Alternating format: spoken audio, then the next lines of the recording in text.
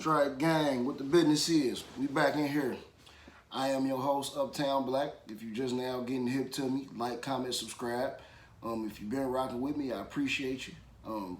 We ain't doing too much right now. We just got a quick update, summary on what the Bengals have done in their free agency quest to get back to the chip and do what we need to do. Come on out of there with that. Gonna get the small stuff out the way. Starting with they re-signed Brandon Allen. I ain't got no huge problem with it. I felt like they could have did better at QB2. Well, I wanted them to do better at QB2. Realistically, looking at what was out there, you mainly had fringe starters and other guys who ain't no better than Brandon Allen. Guys like, in terms of fringe starters, we talking about like the Tyrod Taylors of the world that could possibly be a starter at a certain amount of teams or whatever. But you ain't gonna for what they need. As much as I would have liked it, realistically, I didn't expect them to really spend on that end of the market when it came to quarterback 2, right? So Brandon Allen is what we got. Again, not too impressed. I think, but with a better line and surrounding him with weapons, who knows, right? But also you got Mike Thomas, wide receiver depth, familiar with the system, so that's cool. It's like his 3rd year with the team, I believe. Special teams contributor, significant special teams contributor, so that's cool. Keep the ship steady in that regard. They brought back Eli, like pretty much like I predicted. Another 1-year prove-it deal, $4 million. Like I said before, I think anything above $4 million for Eli Apple would have been, you lightweight robbing yourself just a little bit. What Eli did the second half of the season, it garnered more than a, it demanded more than a vet minimum contract, but you can't let the last 10 games of his career outweigh the first 50. So, he still, he needs at least another year or two at the level he played over the second half of the season to shake that bust label. So, like I said, that's cool with them bringing back Eli at 1 year, $4 million. I don't know what the cap hit is gonna be, probably 2 something, close to 3. Given the fact that they only spent what they spent on Eli, there's a chance that they go out and bring back another corner to kind of to battle Eli for that number 2 spot. But more than likely, they approach that in the draft. I don't know, like the only other comparable guy I think out there in terms of age and salary that's still out there is Akello Witherspoon. I'm not even positive that he's still out there. I haven't checked since in an hour or two, so I don't know if he's still out there or not. But and it's Uptown Black prediction, fingers crossed, hope, wish, whatever, is that we know Sauce gonna be gone. That's over with. As much as we would love it, we know Sauce gonna be gone. But if we can get lucky and Kobe Bryant from the UC Bearcats, home team number 2, you know what I'm saying, Cincinnati through and through. If we can get lucky and he can fall to us late in the second, I think that may be a sleeper that if he especially with his size and whatnot, if he develops a little faster than expected as a rookie, he may be able to push Eli out of that number 2 spot sometime before the season's over with. But right now, as it stands, Eli is going to be your corner number 2. And I don't have no huge problem with that. Like I said, the defense, in large part the secondary, with Eli playing his role, because we're going to keep it all the way real. Like, we're going to give the credit where it's due. We're going to give the fault where it's due. But the defense, largely due to the secondary, especially down the stretch of the regular season and in the postseason, is the reason why we made the Super Bowl. And they're not the reason why we didn't win the Super Bowl, even though, yes, they tore Eli ass up on that last drive. It was bound to happen. Again, like I said before, it was a little bit ambitious, a little bit reckless for Lou and them to leave Eli one-on-one on Cooper Kupp for an entire series after they had already kept Kupp cold for 3.5 quarters. It was bound to happen, right? But whatever, piss in the pool, as my brother would say. But so right now, yeah, Eli is your second corner, and they're probably done at corner in free agency. They might be done entirely in free agency with the exception of 2 moves, and we're going to get to that in a second. Now at tight end, they kind of caught me slipping a little bit. They caught me off guard. I was expecting that they would try to sign somebody like a O.J. Howard or a Gerald Everett. I know there's a delta between the salaries that they gonna command, but I think if they had went after Everett, like I said before, it would have been kind of ugly. Even though there's system familiarity from him being with Zach in L.A., it's like you gonna give Everett $7 million. You could have gave CJ $8 million for the sake of your locker room, right? But ain't my shot to call. But they ended up hitting me with a left hook, and they went with Hayden Hurst, which Hayden Hurst, when I look at it, I wasn't really aware of the guy. And maybe I should have been more aware of him because he was a first-round draft pick of the Ravens back in 2018, but I honestly just don't remember dude from playing with the Ravens, like, at all. Like, I remember Max Williams when he was there, and I think Clive Walford, Mark Andrews. I remember all these other Ravens tight ends, but I do not remember Hayden Hurst. So I was watching his highlight film of 2021 with the Falcons, and he made plays. He obviously took a back seat to Kyle Pitts, but he made plays in his role.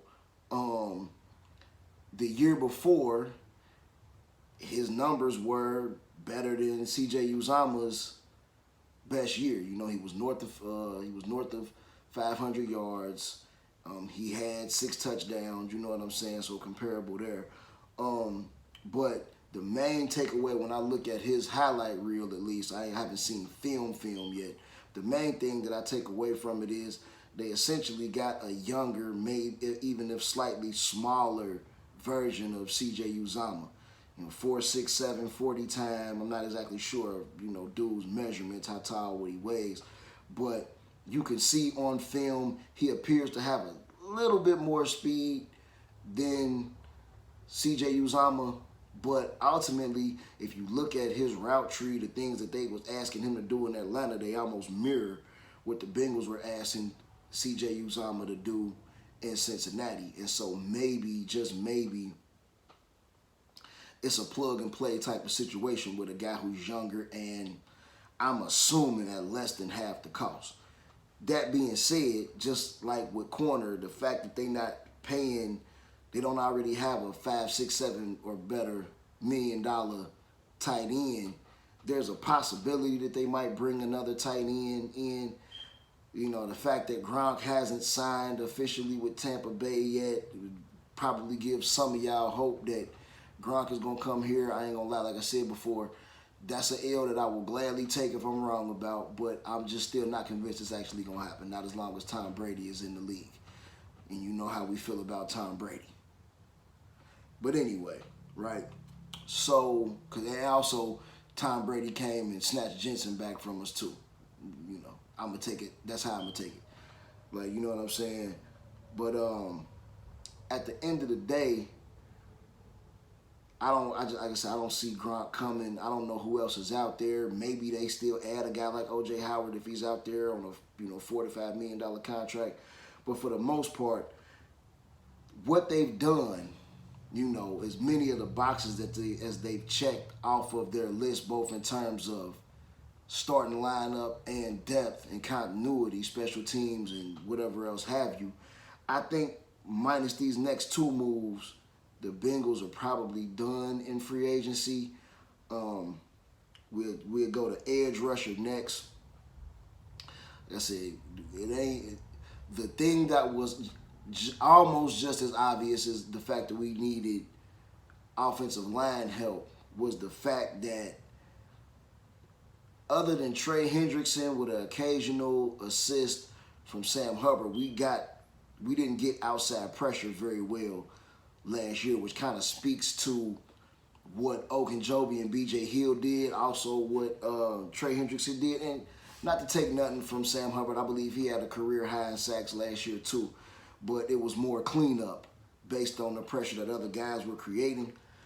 But, it's kind of a testament to how much of a force Trey Hendrickson is. And, of course, we do get Joseph Osai back this year. And like I said before, it's a small sample size. But if he can come back looking, 80% of what he looked leading into those 3 quarters that we saw in the preseason, because for that small sample size, he was the best pass rusher on the team. So if he can come back at 85% of that, you have your other guy, but this being a passing league, you still need a rotation. So I think these next 2 moves have to be made. I think they will be made. Edge rusher, like I said, who's out there? You got Melvin Ingram, Jerry Hughes, Derek Barnett, Justin Houston, and you got, I believe you still have Akeem Hicks out there. Of those guys, my preference would either be Hicks or Hughes, right? Probably Jerry Hughes more so. I think Jerry Hughes maybe cost you less than Akeem Hicks just off the fact that he's a little bit older, right? I wouldn't have a problem with Melvin Ingram. He still played at a fairly high level in a diminished role last year. Same thing for Justin Houston. I think Ingram more so than Houston. I would probably rather have him.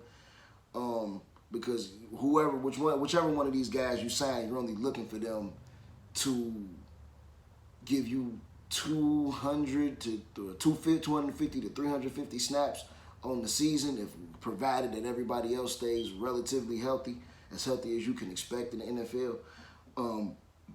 The guy that I would like to see them avoid is Derek Barnett. And when Derek Barnett was a rookie, I believe coming out of Tennessee from the Vols, if I'm not mistaken, I wanted the Bengals to draft him because they were in need of an edge rusher at the time. He came on his first 2 years in the league, and he looked like he would develop into really being that. But he never really took that next step, which is why he's looking for his 3rd team, and he's only just now about to be 26 or 27 years old. He's been solid as a edge rusher. He's been solid as an edge defender against the run. I think he's probably excelled a little more in the run game, which is not what we're looking for. Also, there's the possibility, the likelihood that him being younger means he's going to cost more. With Osai coming into his 2nd year, which is essentially going to be his rookie year, I don't think that you need to prioritize youth in this situation. I think one of these older veteran guys on a 1-year, $5 million type of deal with a $3.5, $4 million cap hit, I think that gets it done at edge rusher. And if they can get that done, there's only one more move to make. And this one more move, which is the move I know everybody been waiting for me or whoever else to speak on, announce, whatever, is the move that will really put a real stamp on their offseason. Again, everybody knew the interior O-line was the big problem. However, once Riley Reif went down, tackle became a huge problem too. Isaiah Prince I honestly don't believe Isaiah Prince is an NFL tackle. Not at this stage of his career, right? Not legitimately. You know what I mean? No disrespect to him, but we saw what we saw, right? And so, at the end of the day, I was beating the drum a little bit. I wasn't going crazy, but I was beating the drum for them to go ahead and pull the trigger on the La'el Collins trade. You know what I'm saying? I was trying to, I wanted them to pull the trigger on the La'el Collins trade. I'm thinking to myself, like, yo, they're only asking for a 6th or 7th round draft pick. That's such a low risk, you know what I mean? You still might be able to draft starting O-line or even depth in the first round or 2, even though you're picking late. So you can afford to go ahead and throw that 6th or 7th round pick Dallas's way, but then, of course, that means you got to assume the contract, X, Y, Z. Plus, there's a reason why nobody else was throwing that pick out there. I ain't going to get all into it. If you really pay attention to non-football issues surrounding NFL players, you're probably pretty well aware of everything that went on with La'el Collins in the pre-draft process. It's pretty tragic all the way around. I don't think it really had nothing to do with his character per se, but I will say that he's had other issues even after that from a conduct, character, whatever you want to call it, perspective. He's had a few suspensions. He's had a few injuries, this, that, and the third. So there's a reason why other people weren't, coming with that late round draft pick. To the Bengals' credit, they held firm, didn't give up no draft capital for him, and now he's either in town or on his way to town for a visit. Like I said the other day, there's familiarity with his agent, and Joe Mixon has the same agent as La'el Collins, so there's familiarity with his agent in the front office. I'm almost certain that Cincinnati was his first stop once he officially got his release from the Cowboys. And there's also the biggest piece is that Frank Pollock is essentially the guy who convinced Dallas to take a chance on him, given everything. Because, again, I ain't going to go through the whole thing, but basically it was a real tragedy that happened in dude's personal life that dropped him from being a no-brainer top 10, 15 draft pick to dropped him all the way off the draft board. Which, so as you can imagine, it was a very serious type of situation. Again, I don't think it necessarily had anything to do. I think it was more of an association thing than his actual personal character. So, when it happened, nobody else really wanted to. They wouldn't touch bro with a 10-foot pole. Frank Pollock saw what he saw on film, and he convinced the Cowboys not only to go ahead and sign him as an undrafted rookie in the midst of all the crazy shit that he had going on, he actually got paid somewhere along the lines of a 3rd or 4th round draft pick, right? So that kind of tells you that what it was really about to begin with. Now, he's in town. If they get this deal done, they have done, as good as you can do in free agency without breaking the bank on anybody. And that's not to be understated. That's to be respected. You got to salute that from Duke Tobin, Katie Blackburn, Troy. Like, you gotta give them their props for as much shit as they got to take for what they've put on the field over the last 10 years or so. You got to give them their for the last 6 or 7 years. You got to give them their props on that. They land this La'el Collins deal. They will have improved 3 spots on their offensive line, their biggest need, with 3 veteran players that all in all are not going to cost a total of $30 million in cap hits. They will have improved 3 positions on their offensive line without breaking the bank for a Laramie Tunsil or breaking the bank for a Teron Armstead in order to move Jonah Williams over to the right tackle spot, right? They will have basically improved the only comprehensive weakness that they had on their roster in their O-line. Again, I don't want to revisit the pain, but y'all saw the replay. Another half a second and we got us a chip. You know what I'm saying? So they will have done that masterfully, especially if they can add that edge rusher too. Like I said, they will have added everything that plagued them significantly, and they will have at least held steady at corner and tight end. Again, I was not expecting to lose C.J. Uzomah, but I think from a production standpoint, you can't replace what he was in the locker room. But from a production standpoint, I think Hayden Hurst is more than capable of doing that, especially with a better O-line in front of Joe Burrow now, right? So, all in all, man, like I said, the offensive tackle, specifically La'el Collins, I don't know who else is out there, but specifically La'el Collins, and them adding one of those edge rushers is, that's the majority of what I'm looking. That's really the only 2 moves that I'm waiting for them to make, in the remainder of this free agency period, and then from there we can start talking draft. But like I said, and I'm gonna get on out of here. If they add La'el Collins, that's center upgraded, right tackle upgraded, right guard upgraded, and if I'm not mistaken, they still haven't even released Trey Waynes or Trey Hopkins.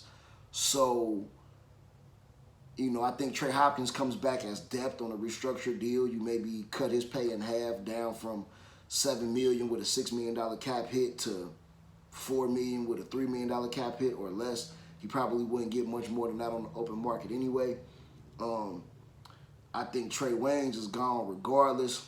And the truth of the matter is, with what they've added up against what's left out there, I think really when you release Trey Waynes, you take that and roll that over because you know you're going to have to pay Joe Burrow and possibly T. Higgins next offseason. So, I mean, I don't got no complaints. You know what I'm saying? I like everything that they've done. Or should I say this? I haven't been disappointed in anything that they've done. Obviously, I'm disappointed that we couldn't bring back Uzo. Larry Ogunjobi, like I said, he, from a play-to-play standpoint, you'd rather have B.J. Hill, especially younger, cheaper, and not coming off of a significant injury and doesn't do as much ad-libbing as Larry O used to do. And, you know, shout out to him. You know, he did his thing, but at the same time, a lot of them big explosive run plays came from Larry O going off the script. You know, that's just something that was going on. But, like I said, no complaints from me. We do need to get this edge situation figured out.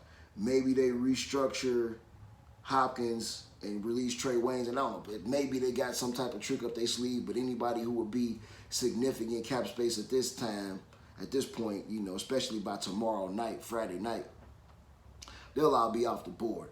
But, like I said, they get me an edge rusher, one of them 5 guys that I mentioned, particularly Akeem Hicks or Jerry Hughes, right? You know, if they give me that edge rusher, they give me La'el Collins. To me, that's free agency complete. And then we can start talking about draft. Hopefully, Linderbaum falls to 31. They're talking about him dropping all the way to 25. So I still haven't seen anything. Essentially, for us to get Linderbaum, which we won't need if you're keeping Kappa at center and putting Trey Hopkins behind him on a restructured contract, we won't even probably be looking for center. You know what I'm saying, in the draft, especially not in the first round. At any rate, I don't see Linderbaum. In order for us to have a realistic or reasonable chance of Linderbaum following us, you'd be expecting mock drafts to have him falling out of the first round completely, and I just don't see it happening. Yeah, he got short arms. Yeah, his injury kept him from working out at the combine, but the eye test is what most coaches and scouts are really going to go by. So his film speaks for itself as far as his career at Iowa. So I think, you know, with the free agency moves that they made, we'll be talking BPA when it comes to what we're adding in the draft. You're adding 31st overall for your first pick anyway. So you're not really looking for or expecting an immediate contributor only at certain positions, which ain't positions in need for the Bengals. We'll go over that during the draft process. But yeah, man, like I said, so far, I salute the Bengals front office. Again, especially provided they give me this edge rusher and they give me La'el Collins. I don't got no complaints. I think with what they've added, particularly with the offensive line, you get that defense one more edge rusher to make it a little bit harder on quarterbacks, and I really don't. As loaded as the AFC is, I think we will be just as much in the hunt to go back to the Super Bowl as anybody. The Chargers, they added a bunch. The Broncos, everybody, it's an arms race in the AFC right now. But with us having the second youngest team in the league, with them adding what they've added, improving the spots that they've improved without killing a salary cap, not only do I think the Bengals will be right back in the Super Bowl hunt this year, but we're going to be here for a while. It's going to be a while before they start writing the Bengals off as an afterthought again. And as much as we can credit that to Joe Burrow, like his presence, his work that he put in has made a difference over the last two seasons, well, really this season, starting last season and rolling into this season. But and I give Zach Taylor his credit too with the rebuilding of the locker room culture. Those things are very important. But I think this year, the 2022 offseason, I think we're going to look back at the end of this season, the end of the 2022 season, and we're going to tip our hats to the Bengals front office.